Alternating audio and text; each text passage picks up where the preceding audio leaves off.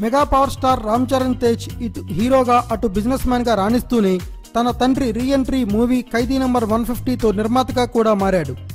చిరు 150వ cinema ఖైదీ number 150 సినిమాను తన కొణిదెల బ్యానర్లో నిర్మించి టాలీవుడ్ హిస్టరీలోనే తిరిగిలేని హిట్ కొట్టాడు. ఈ క్రమంలోనే చెర్రీ తన బ్యానర్పై వరుసగా సినిమాలు నిర్మించేందుకు ప్రణాళికలు చేసుకుంటున్నాడు. చిరు 151వ సినిమా ఉయ్యాలవాడ నరసింహారెడ్డి సైతం చరణ్ కొణిదెల ప్రొడక్షన్స్ బ్యానర్ పైనే ఉంటుంది.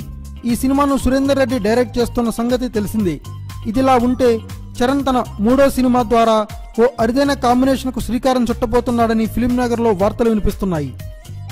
టాలీవుడ్ యంగ్ టైగర్ ఎన్టీఆర్ హీరోగా కొణిదెల బ్యానర్లో 3వ సినిమా తెరకెక్కనుందట. టాలీవుడ్ సినీ జనాలు ఎప్పటి నుంచో ఆసక్తిగా వెయిట్ చేస్తున్న ఎన్టీఆర్ త్రివిక్రమ్ కాంబినేషన్ సినిమా కూడా ఇదే అంటున్నారు. సో అటు కొణిదెల బ్యానర్లో నందమూరి హీరో త్రివిక్రమ్ డైరెక్షన్ అంటే ఆ సినిమాకు మామూలు క్రేజ్ ఉండదు కదా.